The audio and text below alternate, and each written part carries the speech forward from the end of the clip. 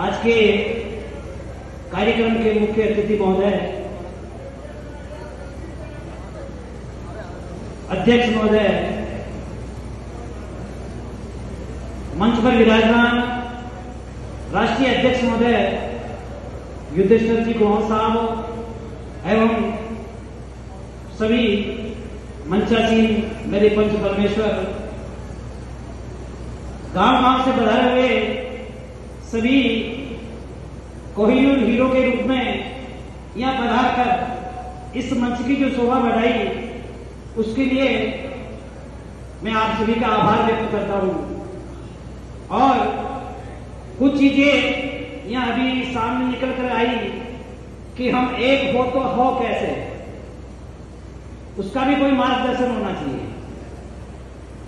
तो यही कहना चाहूंगा कि ये जो मुहिम चलाई है हमारे राष्ट्रीय अध्यक्ष महोदय ने, इसमें जो योगदान देकर इन्होंने जो समाज के प्रति जो विचाराधीन कार्य किया है, ये कार्य कोई कमजोर नहीं है। मैं सभी से चाहूंगा कि अध्यक्ष महोदय के नाम पर एक जोरदार ताली हो जाए। एडवोकेट साहब भरत जी कई बार यहाँ इस एरिया में आकर हम सबको मार्गदर्शन देते रहते हैं। पहले भी इन्होंने एक यात्रा निकाली थी, पत्रकार महोदय ने, भरत जी ने, साहब ने, जब जब भी आप पधारे और जो जो कार्य आपने बताया वैसा हमने करने की कोशिश करी है। और मेरा जो निवेदन रहा, ये निवेदन है कि मंच पर विराजमान जितने भी हमारे नेतागण हो, चाहे पदाधिकारी हो, चाहे समाज के अधिकारी हो, पदाधिकारी हो, मेरा विशेष तौर से आपका ध्यान आकर्षित करना चाहूंगा कि हमारे समाज के जितने भी, चाहे वो कर्मचारी हो, चाहे वो अधिकारी हो, चाहे वो जयपुर तक का कोई नेता हो, उनकी निगाहों में एक बात आप जरूर डालिएगा कि कोई भी समाज का कार्य जब भी आता है, ये मेरा उदाहरण नहीं है, मेरे प्रत्यक्ष प्रमाण है, मेरा कोई उदाहरण नहीं है। जब भी कोई कुमाऊं समाज का कार्य आप तक सौंपा जाए, अगर आपसे होता है तो उस कार्य को करने में थोड़ा सा शौक रखे, ना कि आप उसे नकार दे। तो मैं आप मंच पर जितने भी विराजमान हैं, आपकी पहचान ऊपर तक भी है, तो आप ये संदेश कुमाऊं समाज के जितने भी नेतागण, पदाधिकारी, कर्मचारी, जो कोई भी है, वहां तक ये संदेश पहुंचाए कि एकता तो जब होगी कि इनका हाथ आप पकड़ेंगे, आपका हाथ ऊपर वाला पकड़ेगा तब।